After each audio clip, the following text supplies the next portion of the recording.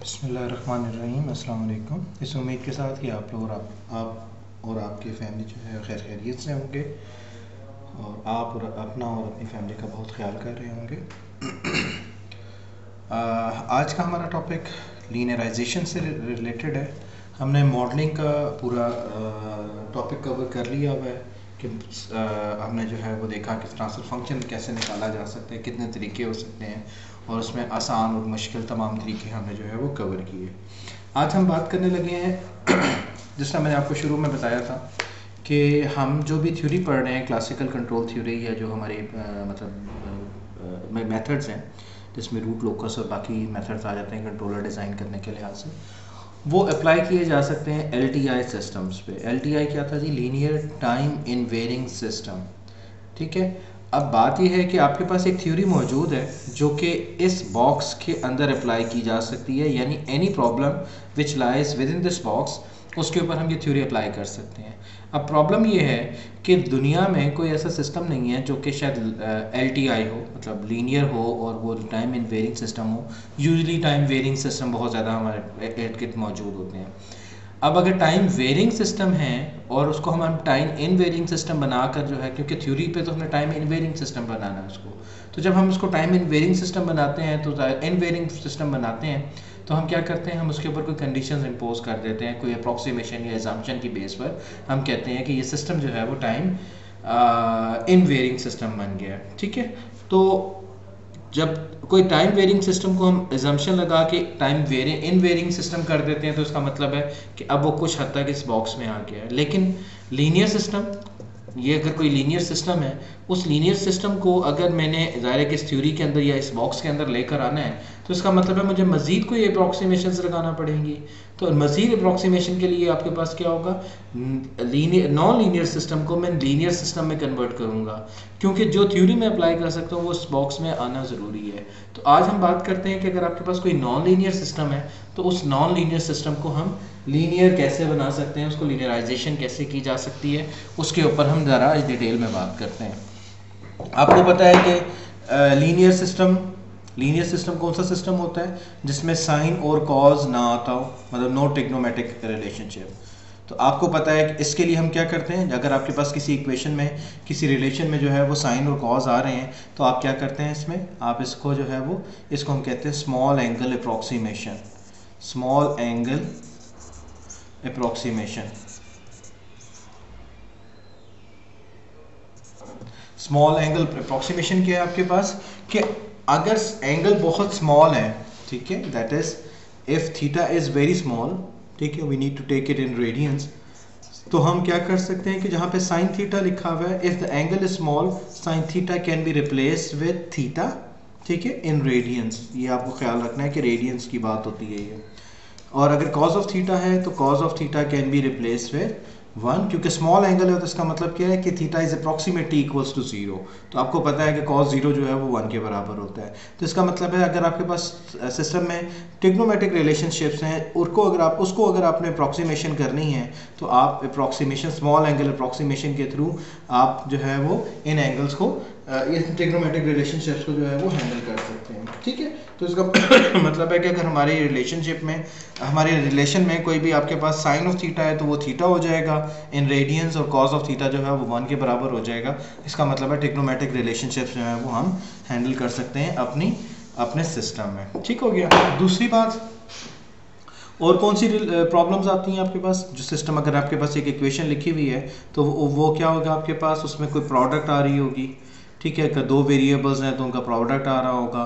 ठीक है, एक्स और वाई का प्रोडक्ट आ रहा है, या एक्स स्क्वायर आ रहा है, वाई स्क्वायर आ रहा है, एंड सो ऑन, मतलब प्रोडक्ट आ जाएगी या स्क्वायर और हायर टर्म्स आ जाएंगी, तो आपका सिस्टम जो है वो लीनियर नहीं रहेगा, नॉन लीनियर बन जाएगा।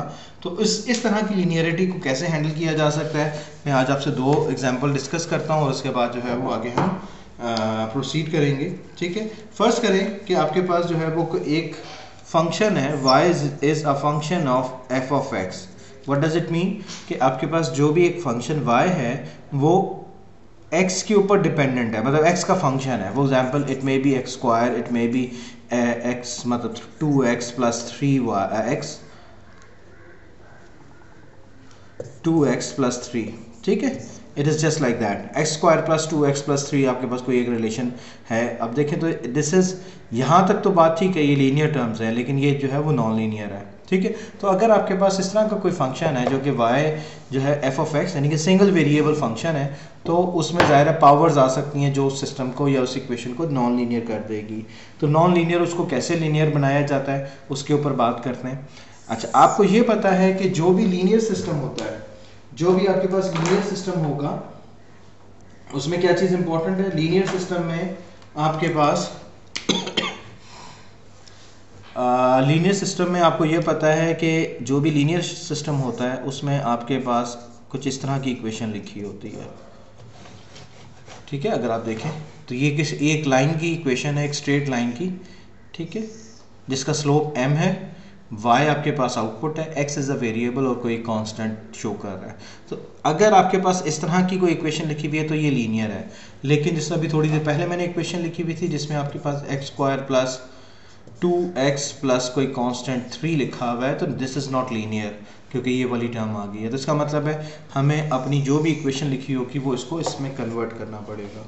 तो y is equal to f(x) अगर आपके पास लिखा हुआ है तो हमें ये पता है कि any function can be expanded by using the Taylor series.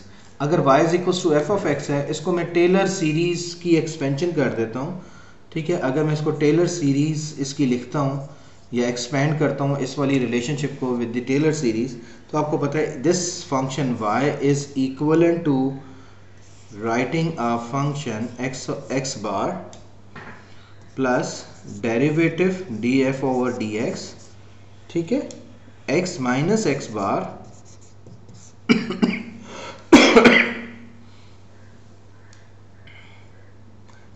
And plus 1/2 factorial second derivative of the function with respect to x, ठीक है, x माइनस x बार का square plus so on. What I did, मैंने इस equation को या जो भी expression है उसको टेलर सीरीज पे से एक्सपेंड कर दिया about this point. x not will be a certain point, यानी कि आपके पास यहाँ पर कोई एक पॉइंट है जो कि जिसके अबाउट जो है वो मैंने इसको एक्सपेंड किया हुआ है, ठीक है, expanding a function about certain point जो कि नोन है आपके पास। तो अगर आप इस तरह से एक्सपेंड कर दें तो any function can be written in this form. इसमें डेरिवेटिव इन्वॉल्व हो रहा है, बाकी चीज़ें। अच्छा, ये डेरिवेटिव जो है वो क्या होगा, डेरिवेटिव जहाँ पे x जो है वो x बार के बराबर होगा और यहाँ पे भी x जो है वो x बार के बराबर है, ठीक है। मतलब ये डेरिवेटिव का कोई कांस्टेंट आएगा, ठीक हो गया, x माइनस एक्स। अब अगर आप देखें तो जो भी आपके पास फंक्शन लिखा हुआ है उस फंक्शन में ये तो कांस्टेंट टर्म होगी क्योंकि function at x bar, first of all x बार की वैल्यू 2 है। तो अब यहाँ पर आप क्या करोगे, 2 का square plus 2 into multiply by 2 plus 3, ठीक है। तो आपके पास कोई एक ख़ास वैल्यू आ जाएगी, मतलब 4 प्लस 3 दैट इज़ 8 and 9 10 11, ठीक है, 11 आ जाएगी। तो ये कांस्टेंट वैल्यू आ गई। इसके आगे अगर आप देखें तो df ओवर dx यानी कि इसका डेरिवेटिव लोगे और x की जगह 2 पुट करोगे तो आपके पास ज़ाहिर है ये भी सॉल्व होके कोई एक कांस्टेंट वैल्यू आएगी, कोई एक फ्रैक्शन आएगी, कोई एक कांस्टेंट वैल्यू आएगी, नॉट अ फ्रैक्शन, कोई एक कांस्टेंट वैल्यू आएगी, ठीक है। यहाँ पर x एक वेरिएबल है, multiply minus x bar which is 2, ठीक है, तो कांस्टेंट विद द वेरिएबल। इस यहाँ पर देखें तो उसी x का सेकेंड मतलब उसका स्क्वायर लिखा हुआ है, ठीक है। अब यहाँ पर हम एक अप्रॉक्सीमेशन करते हैं। वो अप्रॉक्सीमेशन क्या है, वो हम अप्रॉक्सीमेशन ये करते हैं कि हम जिस फंक्शन, मतलब अगर चले मैं एक नॉन लीनियर फंक्शन यहाँ पे ड्रॉ करता हूँ। अगर ये फंक्शन है नॉन लीनियर, मैं कह रहा हूँ कि मैं इस पॉइंट जो कि मेरा x बार है इसके अबाउट इसको एक्सपेंड कर रहा हूँ और जो मेरी वेरिएशन है x के अंदर वो विद इन सर्टन बाउंड है। वो मैं बहुत ज़्यादा मतलब यहाँ से यहाँ तक की बात नहीं कर रहा बल्कि एक स्मॉल एरिया की बात कर रहा हूँ। तो जब मैं स्मॉल एरिया की बात कर रहा हूँ तो स्मॉल एरिया में मैं ये कहता हूँ कि हमारा जो अप्रॉक्सीमेशन है वो क्या है, हम अप्रॉक्सीमेट कर रहे हैं कि x minus x bar, x और x बार के दरमियान जो डिफरेंस है it is very less than, मतलब मच लेस देन 1, मतलब फ्रैक्शनल वैल्यू है, बहुत छोटी वैल्यू है ये, ठीक है, फ्रैक्शनल। और आपको पता है फ्रैक्शन जितनी छोटी होती जाएगी उतना आपके पास जो है वो ये बात मतलब ट्रू होती जाएगी। तो इसका मतलब क्या है कि अगर x और x बार बहुत करीब हैं एक दूसरे के, ठीक है, x और x बार अगर एक दूसरे के बहुत करीब हैं तो that is what I am saying कि it is approximately equals to a straight line, ठीक है। मतलब अगर इस रीजन को देखो तो ये तकरीबन स्ट्रेट लाइन बन जाएगी, और जितना ये डिस्टेंस आप नैरो करते जाओगे उतनी ही आपके पास ये स्ट्रेट लाइन मिलेगी। स्ट्रेट लाइन का मतलब क्या होता है, I am talking about the linear thing, ठीक है। आपको ये देख लें यहाँ पे स्ट्रेट लाइन, लीनियर सिस्टम जो है वो स्ट्रेट लाइन से रिप्रेजेंट किया जाता है। तो जब मैं ये वाली अप्रॉक्सीमेशन लगाता हूँ तो इसका मतलब क्या है, इसका मतलब ये है कि ये वाला जो आपके पास रिलेशनशिप है x माइनस एक्स बार का होल स्क्वायर, जाहिर है कि अगर आपके पास एक 0.01 है आपकी मतलब x माइनस एक्स बार, और इसका अगर आप स्क्वायर करोगे तो it will be further lesser value, मतलब बहुत कम वैल्यू होती जाएगी। तो इसका मतलब क्या है कि अगर मैं इसको लिखूं इसका स्क्वायर तो 0 आई थिंक इतना ये आ जाएगा आपके पास। तो मतलब क्या है, मतलब ये है कि हम इसको मज़ीद छोटा करते जा रहे हैं, तो ये बहुत छोटी वैल्यू है तो इसका इग्नोर किया जा सकता है। तो दिस इज़ द थिंग कि हम क्या करते हैं जब अप्रॉक्सीमेशन लगाते हैं तो हम ये वाली अप्रॉक्सीमेशन लगाते हैं कि the point about which I am expanding my relation my series, it is very close to the 1 जो कि आपके पास मौजूद है x बार, उसके अबाउट जो है वो हम इसको एक्सपेंड कर रहे हैं। जब हम उसको एक्सपेंड कर रहे हैं तो इसका मतलब है कि I can neglect my squares and the higher terms, ठीक है। That is to say Taylor series में आप ये एक्सपेंशन इग्नोर कर सकते हैं क्योंकि squares by applying this approximation.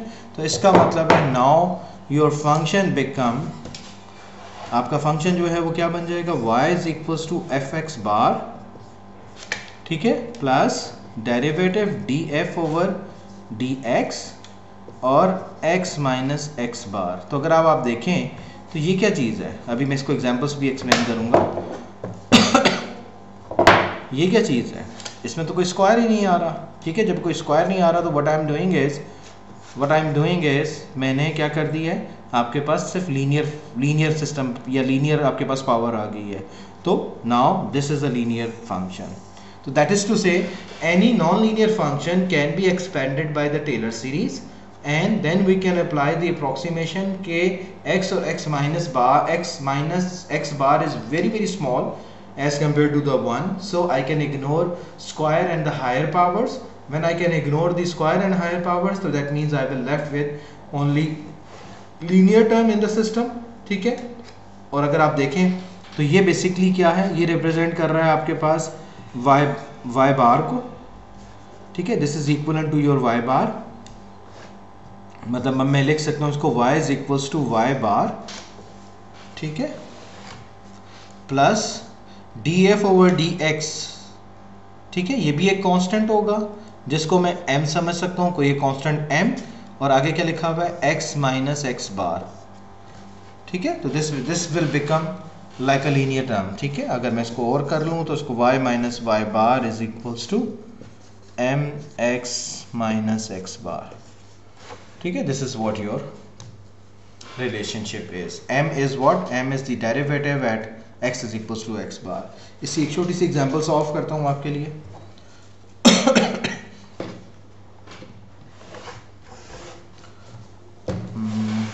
मैं यहाँ पे इसको सॉल्व करता हूँ, छोटी सी एक एग्जांपल, ताकि बाकी चीज़ें मेरे पास मौजूद हों as a reference. Okay, first करो कि आपके पास एक फंक्शन है f of x which is equals to x cube, ठीक है। मैं इसको एक्सपैंड करना चाहता, मैं इसको जो है वो लीनियराइज करना चाहता हूँ for a region of 1 and 3, यानी कि इस बैंड में मैं इसको क्या करना चाहता हूँ, अप्रॉक्सीमेट करना चाहता हूँ कि आपके पास जो भी आपका फंक्शन है वो 1 और 3 के दरमियान लीनियर हो। Mind it will not be linear absolutely linear नहीं होगा, लेकिन किसी खास रीजन के लिए हम इसको लीनियर तस्वर कर सकते हैं। तो कैसे करेंगे, इसको एक्सपेंड करना होगा हमें उसी अपनी टेलर सीरीज से लगा दें, जिसके ऊपर टेलर सीरीज की एक्सपेंशन और applying the small angle approximation. X bar क्या होगा, एक्स बार नॉर्मली हम लेते हैं अपना जो भी बैंड है उस बैंड का मिडल लेते हैं, ठीक है, 1 और 3 के दरमियान की मैं बात कर रहा हूँ, तो this is 1, this is 3, I want the x bar जो कि इसके मिडल में हो। मिडल में क्यों लेना चाहते हैं, आप एक्सट्रीम पे भी ले सकते हो, लेकिन क्या होगा कि जब आपकी वैल्यू इसके करीब आएगी तो आपकी एक्यूरेसी बहुत बढ़ जाएगी, लेकिन जैसे जैसे आप 1 के करीब जाते जाएंगे एक्यूरेसी जो है वो कंप्रोमाइज़ होती जाएगी। लेकिन एक्स बार में क्या है, एक्स बार से फ़ायदा ये होगा कि दोनों साइड पर आपके पास एक ही जैसी एक्यूरेसी मिलेगी, ठीक है। तो एक्स बार आपके पास क्या आ जाएगा, 3 + 1, मतलब इसका मीन ले लें या एवरेज ले लें तो आपके पास 2 आ जाएगा। दैट इज़ टू से मैंने एक्स बार को 2 पे एक्सपेंड करना है, ठीक है। लीनियराइजेशन लगा दें इसके ऊपर। टेलर सीरीज की एक्सपेंशन से पता चला आपको y is equal can be written as f of x bar, ठीक है, plus derivative of the function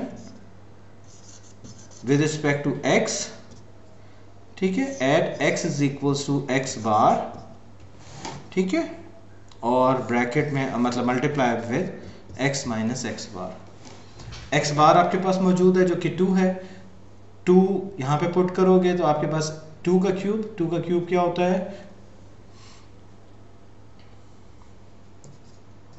8 आ जाएगा आपके पास, ठीक है, 2 का क्यूब 8 प्लस इसका डेरिवेटिव क्या आ जाएगा, 3x square at x is equals to x bar, that is 2, ठीक है, plus x, no not plus, multiply by x minus x bar which is 2, क्या आ जाएगा आपके पास, 8 plus 4 3 are 12 into x minus 2, ठीक है, तो आपके पास आ गया 8 plus 12x minus 24 which is equals to which is equals to what? I can write it as 12x minus 16, ठीक है। नाउ मैंने क्या लिखा है, इसका मतलब क्या है कि अगर आपके पास एक्स क्यूब लिखा हुआ है, that x cube function can be approximated by 12x, that is this is approximately equals to the relationship for the x cube, यानी कि मैंने इसको लिनियराइज कर लिया, एक्स क्यूब जो है वो नॉन लीनियर था, उसको मैंने लिनियराइज कर लिया, किससे इसको रिप्लेस कर सकता हूँ 12x प्लस माइनस 16 के साथ। अबाउट ये क्या लीनियराइजेशन किसके अबाउट है, ये लीनियराइजेशन जो है वो 2 के अबाउट है, ठीक है। अगर यही लीनियराइजेशन आपने किसी और पॉइंट पे करनी होगी तो फिर ये रिलेशनशिप कुछ और आएगी, ठीक है। तो this approximation is as good as any क्या कहते हैं एक्स क्यूब, ठीक है। अगर आप देखें तो इसका ऑपरेटिंग पॉइंट अगर आप चेंज करते जाओ, जितने आप जो है वो 2 के करीब होते जाओगे उतना आपके पास एक्यूरेट रिजल्ट आएगा। चले इसका एक्यूरेसी एनालिसिस कर लेता हूँ छोटा सा, कि एक्यूरेसी इसकी कितनी है, मतलब इस अप्रोक्सीमेशन से आपको कितनी एक्यूरेसी मिल रही है, तो उसके ऊपर बात कर लेते हैं। अगर आपके पास जो है वो x बार इक्वल्स टू 2 है अगर आपके पास x bar is equals to 2 है तो आपके पास क्या आ जाएगा, चले मैं करता हूँ x जो ऑपरेटिंग पॉइंट है, now the operating point I am operating eight let's say the point 2.5 पे, ठीक है। मैं अपना क्या करना चाह रहा हूँ, मैं रिजल्ट निकालना चाह रहा हूँ कि अगर मेरे पास जो है वो x की वैल्यू 2.5 है तो तब कितना एरर मौजूद है, तो 2.5 का क्यूब ले लेंगे हम, तो ये एक्चुअल वैल्यू आ जाएगी आपके पास, मतलब इस फंक्शन की जो एक्चुअल वैल्यू है वो 2.5 के हिसाब से आएगी, ठीक हो गया। एक्चुअल वैल्यू इज 2.5 का क्यूब, ठीक है, और अप्रोक्सीमेटेड वैल्यू x की जगह 2.5 पुट कर दो, y अप्रोक्सीमेटेड,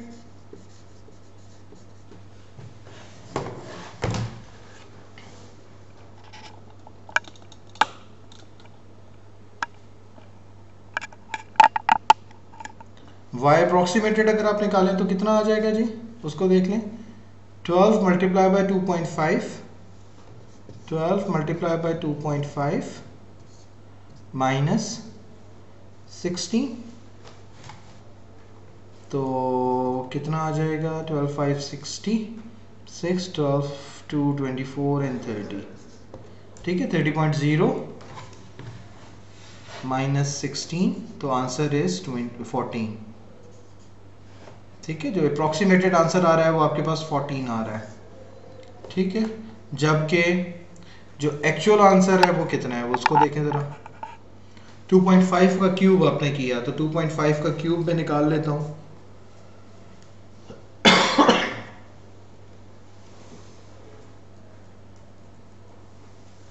जी 2.5 का क्यूब होता है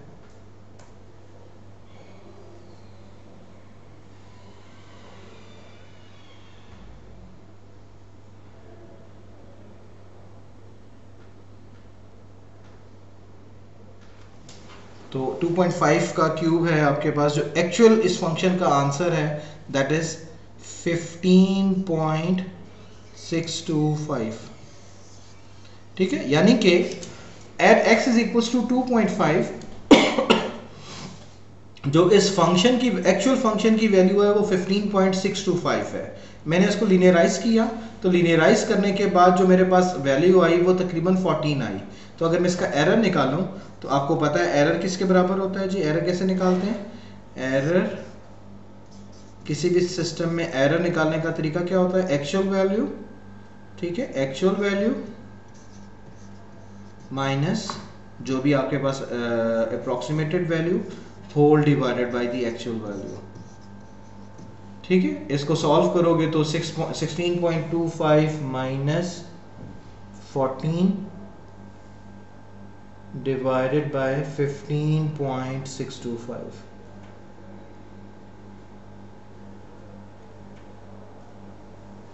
तो आपके पास जो एरर आ गया मल्टीप्लाई बाय 100 कर लो तो तकरीबन 10.4% का एरर है आपके पास सिस्टम में। ठीक है, तो नॉन लीनियर, जैसा हमने शुरू में बात की थी कि हम जो है वो अपने सिस्टम की एक्यूरेसी को कंप्रोमाइज करेंगे to keep it simple. Linear system simple होता है और जाहिर है कि हमें हमारी जो थ्योरी है वो लीनियर सिस्टम पे अप्लाई हो सकती है, तो हमने उसको सिंप्लिसिटी को प्रेफर किया, लेकिन उसमें हमने कोई ना कोई एक्यूरेसी कंप्रोमाइज़ की।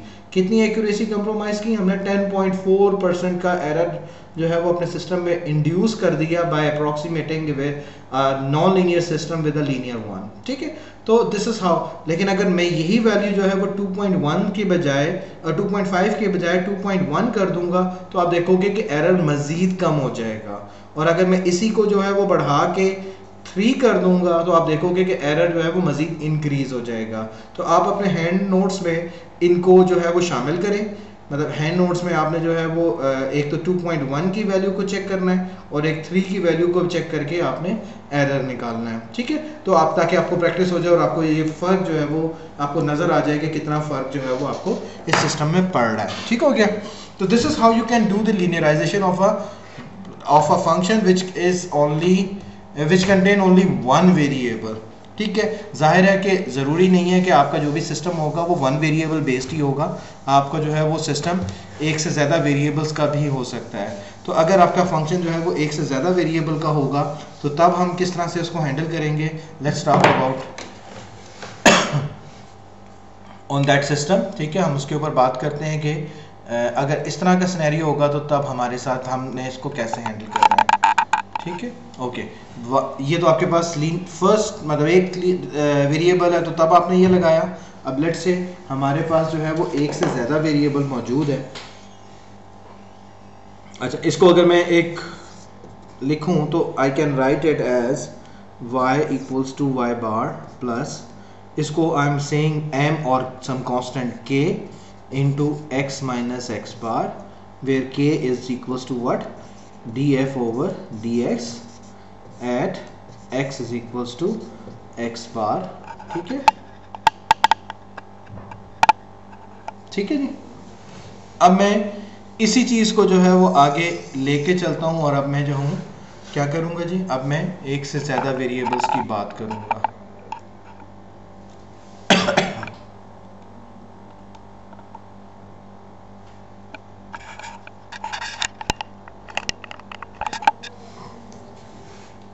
Okay, now let's say your function y is a function of two variable named as x1 and x2. x1 और x2 आपके पास दो वेरिएबल्स के ऊपर फंक्शन डिपेंडेंट है, y की वैल्यू हम निकालना चाहते हैं। अगेन अगर मैं दो फंक्शन की ये जो आपके पास सिस्टम है उसको टेलर सीरीज से एक्सपेंड करूं तो that is given by y is equals to, बिल्कुल उसी तरह से एक्सपेंड होती है जिस तरह से आपके पास एक वेरिएबल वाली एक्सपेंशन होती थी, लेकिन अब जो है वो हम दो वेरिएबल की एक्सपेंशन करेंगे तो ज़ाहिर है f of x1 bar and x2 बार और plus derivative, it is not the मतलब ये पार्शियल डेरिवेटिव होता है, ठीक है, डावा f ओवर डावा x1, मतलब आपने पार्शियल डिफरेंशिएशन करनी है विद रिस्पेक्ट टू x1, ठीक है, मल्टीप्लाई करना है इसको आपने x माइनस x1 बार और जाहिर है कि यू नीड टू पुट इस डेरिवेटिव में आपने जो है वो x1 जो है वो x1 बार के बराबर है, x2 जो है वो x2 बार के बराबर है, ठीक है।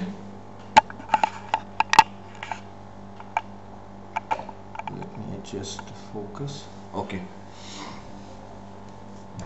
उसके बाद आपने पार्शियल फैक्टराइजेशन, एक तो आपने पार्शियल डिफरेंशिएशन की x1 के हिसाब से, दूसरी पार्शियल डिफरेंशिएशन आपने करनी है x2 के हिसाब से।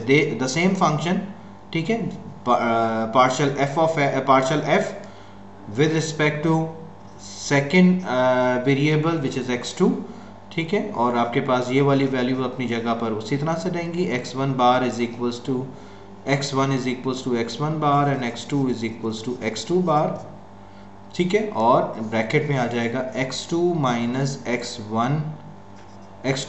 x2 का बार, ठीक है, एज इट इज जो आपके पास पहले से मौजूद है, ठीक है। इसकी एक्सपेंशन अगर आप देखें तो आगे भी जारी है, ठीक है, लेकिन आगे जब आप करोगे तो क्या होगा, इसी तरह से पार्शियल फ्रैक्शन आप करोगे सेकंड डेरिवेटिव के हिसाब से, पार्शियल डेरिवेटिव लोगे, मतलब पार्शियल सेकंड डेरिवेटिव लोगे और यहाँ पर क्या आ जाएगा, पावर स्क्वायर्स आ जाएंगी, x1 माइनस x1 का बार का होल स्क्वायर आ जाएगा, x2 माइनस x2 बार का होल स्क्वायर आ जाएगा। लेकिन क्योंकि हम स्मॉल अप्रॉक्सीमेशन, मतलब जो अप्रॉक्सीमेशन लगा रहे हैं कि हमारा रीजन जो है वो बहुत स्मॉल है, तो हम क्या कर सकते हैं, स्क्वायर और उसकी हायर पावर को यहाँ पे भी इग्नोर कर देंगे ताकि हम जो है वो उसको लीनियराइज कर सकें। तो इस वाली रिलेशनशिप बिल्कुल इसी पैटर्न में अगर मैं लिखूँ तो y is equals to what, this is x minus x bar, ठीक है, सॉरी x बार, आपके पास इसको क्या लिख सकता हूँ मैं, इसको मैं एज इट इज y बार लिख सकता हूँ, ठीक हो गया, प्लस इसको मैं k1 कह देता हूँ, k1 into x1 minus x1 बार, ठीक है, लीनियर टर्म है, स्क्वायर्स और हायर टर्म्स को हम इग्नोर कर चुके हैं। इसकी बात करूं तो ये, सॉरी यहाँ पे प्लस लिखा हुआ है, इसकी बात करूं तो ये आपके पास क्या है, ये प्लस लिखा हुआ है जी, डोंट फॉरगेट दैट। ये क्या आपके पास है, ये लिखा हुआ है plus k2 into x2 minus x2 bar, ठीक है।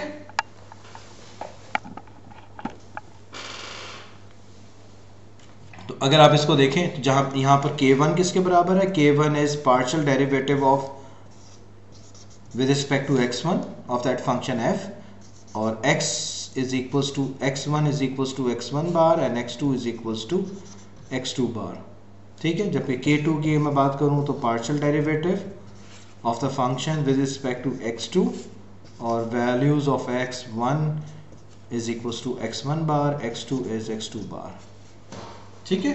तो अब आप देखें तो this equation contain what, this equation contain simply the linear parts, linear terms, linear fractions. तो हम इसको लीनियराइजेशन के उसमें लेके जा सकते हैं। लेट्स सॉल्व एन एग्जांपल, ताकि इसको जो है वो हम अप्लाई करना भी देख लें कि how can I apply this on our function, ठीक है, जिसमें आपके पास दो वेरिएबल्स मौजूद हैं। लेट्स डू इट जी। फर्स्ट करेंगे, आपके पास एक फंक्शन है z which is a function of x and y, ठीक है, मतलब ये आपके पास फंक्शन है जो कि x और y दो वेरिएबल्स का फंक्शन है। यहाँ पे हमने ज़ाहिर है x1 और x2 के हिसाब से बात की है, यहाँ पे x और y की बात कर रहे हैं। तो इसका मतलब है अगर मैं इसकी पार्शियल, और इसको हमने क्या करना है, इसको एक्सपेंड करना है हमने, लीनियराइज करना है इसको हमने। व्हेन x का जो बैंड है वो आपके पास 5 और 7 है, ठीक है, और जो y है that is in between 10 and 12. We need to linearize this function about for the region of x and y जो कि आपके पास यहाँ पे लिखा हुआ है, ठीक है। पहले तो हम इसको एक लीनियराइजेशन करते हैं, उसके बाद इसका दूसरा पार्ट जो है वो मैं डिस्कस करता हूँ। अच्छा, इसकी लीनियराइजेशन की बात करूँ तो आपके पास इसकी लीनियराइजेशन अगर आप लिखें तो क्या होगा, z इज इक्वल्स टू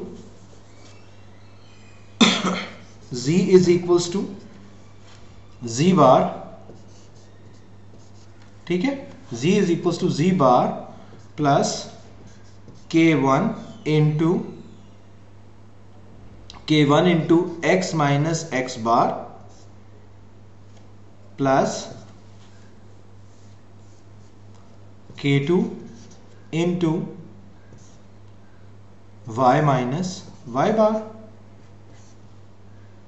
मतलब जहां से डायरेक्ट मैंने इसका आंसर लिख लिया है कि ये होना चाहिए। अब इसमें मुझे क्या क्या चाहिए, मुझे x बार चाहिए, y बार चाहिए, k1 की वैल्यू चाहिए, k2 की वैल्यू चाहिए और z बार चाहिए, ठीक है। तो वो कैसे निकलेगा उसके ऊपर बात करते हैं जी।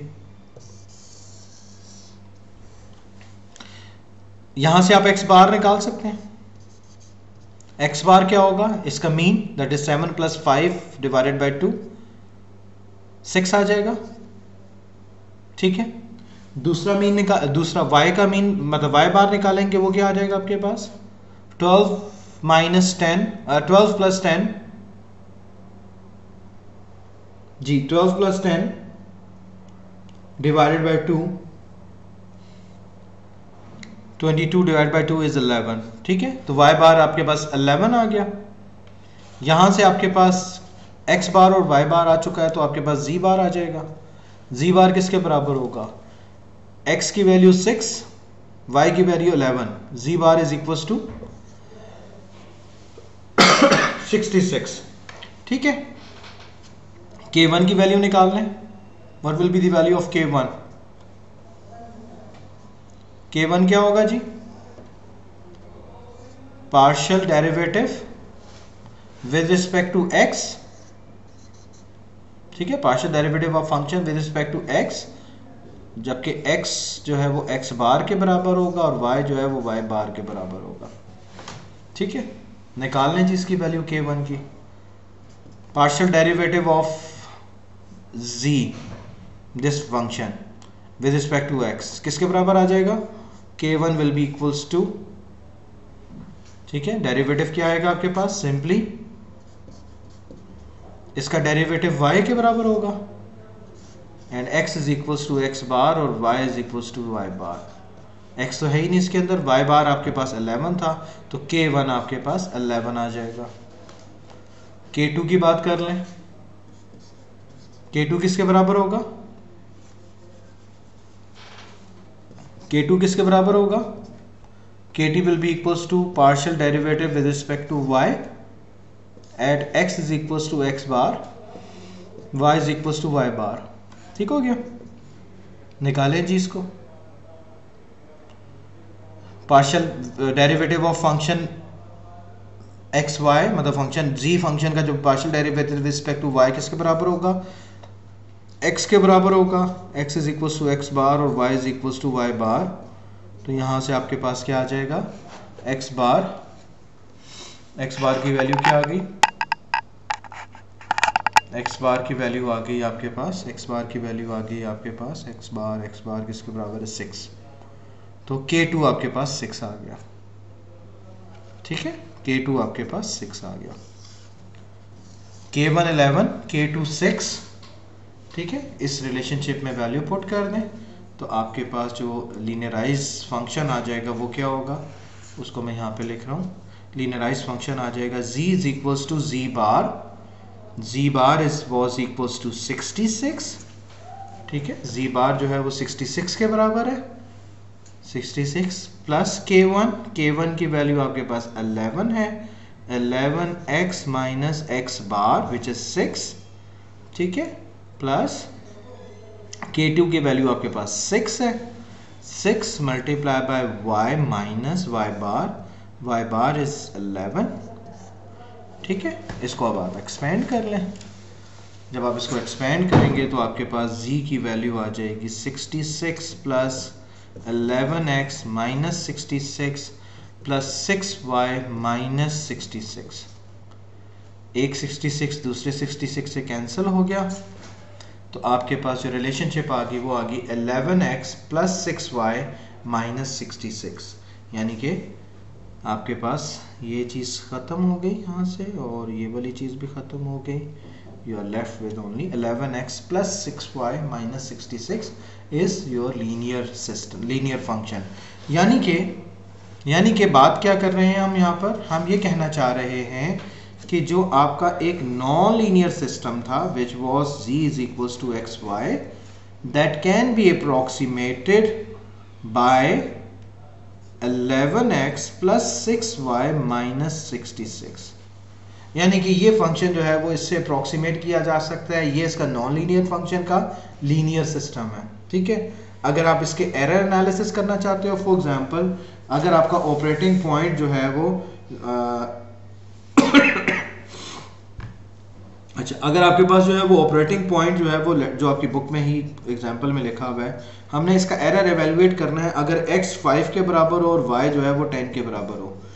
मतलब आपका ऑपरेटिंग पॉइंट अगर 5 और 10 है तो आप बताएं कि इसका एरर कितना होगा, ठीक है। तो अगर आप देखें जब मैं इस x और y को पुट करूंगा तो z एक्चुअल आपके पास कितना आ जाएगा, z actual will be equals to 55, ठीक है, और z अप्रोक्सीमेटेड कितना आ जाएगा,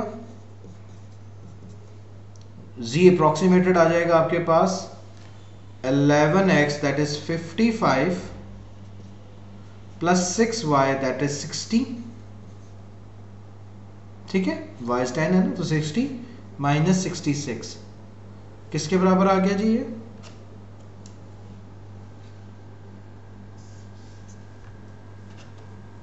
जी माइनस 66। द आंसर इज 50 में से आपके पास 6 माइनस करें, 55 में 6 माइनस करें तो ये 49 आता है। यानी कि जो वैल्यू आपके पास 55 होनी चाहिए थी, अप्रॉक्सीमेटेड वैल्यू 49 है बाय द लीनियर सिस्टम, जब हमारा ऑपरेटिंग पॉइंट ये है। ये एरर क्यों ज़्यादा है, उसकी वजह बेसिक यही है कि जो हमने एक अप्रॉक्सीमेशन की हुई है कि ये जो है वो बहुत करीब होने चाहिए टू दी मीन पॉइंट। अगर आप देखें तो ये 6 है, ये 5 है, फ्रैक्शनल वैल्यू नहीं है, ये 11 है, मतलब जो अप्रॉक्सीमेशन की हुई है हमने वो 11 के अबाउट की हुई है, जबकि हम ऑपरेटिंग पॉइंट 10 ले रहे हैं। लेकिन अगर मैं यही वाला ऑपरेटिंग पॉइंट जो है वो लेट से 10.5 कर देता हूँ, 10.6 कर देता हूँ, और x की वैल्यू जो है वो लेट से मैं 5.7 5.8 कर देता हूँ, तो ये एरर मज़ीद रिड्यूस हो जाएगा। लेकिन अगर मैं इसका परसेंटेज एरर निकालूँ तो आपको पता है परसेंटेज एरर किस तरह निकालते हैं, percentage error will be simply equals to, जी परसेंटेज एरर निकालें अगर हम इसका तो ये क्या बन जाएगा, error is given by, error is given by, error निकाल लेते हैं इसका जी, error is actual value which is 55 minus approximated value divided by actual value multiply by 100। तो क्या आ जाएगा आपके पास 6 divided by 55, 6 divided by 55 multiply by 100 is 10.9%।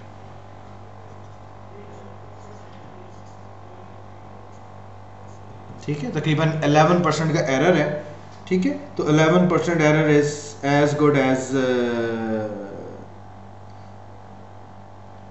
मतलब 11% is not a very big error, तो हम इसको जो है वो अप्रॉक्सीमेटली समझेंगे कि this is right form of error, ठीक है।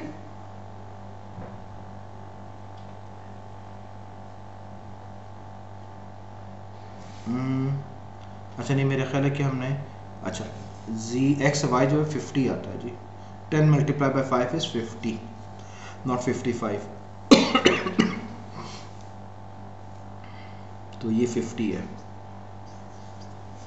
तो 50 माइनस 49, 50 माइनस 49 डिवाइडेड बाय 50, तो डिवाइडेड बाय 50, तो आपके पास तकरीबन 2% का एरर आता है। ठीक है, 10 और 5 था ना, मैंने 11 और शायद 5 ले लिया था। 10 और 5 के अबाउट ऑपरेटिंग पॉइंट है, तो आपके पास ये 55 नहीं है, 50 है। ठीक है, तो this is how you can linearise your system. और जब आप लीनियराइज कर दोगे तो उससे क्या होगा, आपके पास सिस्टम की लीनियराइजेशन की वजह से आपके सिस्टम ज़ाहिर है एक्चुअल सिस्टम और लीनियर सिस्टम में कुछ ना कुछ एरर होगा। ठीक है, वो एरर जितना आप जो है वो ऑपरेटिंग पॉइंट आपका मीन पॉइंट या जो भी आपने जिसके अबाउट अप्रॉक्सीमेशन की हुई है उसके करीब रखोगे तो उतना ही आपके पास क्या होगा, उतना ही आपके पास एरर रिड्यूस होगा, एरर कम होगा। ठीक है, this is how you can evaluate the error. ठीक है, this is how you can do the linearisation for the 2 variable function. इसी तरह से अगर कोई 3 वेरिएबल फंक्शन होगा तो ज़ाहिर आप उसके लिहाज से इसकी लीनियराइजेशन कर सकते हो और बाकी सिस्टम जो है वो उसी के हिसाब से चल सकता है। ठीक है, okay, with this I conclude this session. तो आपसे इंशाल्लाह नेक्स्ट सेशन में मुलाकात होती है। आज तो मतलब लीनियराइजेशन को हमने देखा और लीनियराइज सिस्टम के बारे में बात की। नेक्स्ट जो हमारा टॉपिक चैप्टर होगा दैट विल बी चैप्टर 5, जिसमें हम जो है वो बात करेंगे कि हम सिस्टम का रिस्पांस और सिस्टम के रिस्पांस के हिसाब से चीज़ें कैसे चलाते हैं। ठीक है, थैंक यू वेरी मच।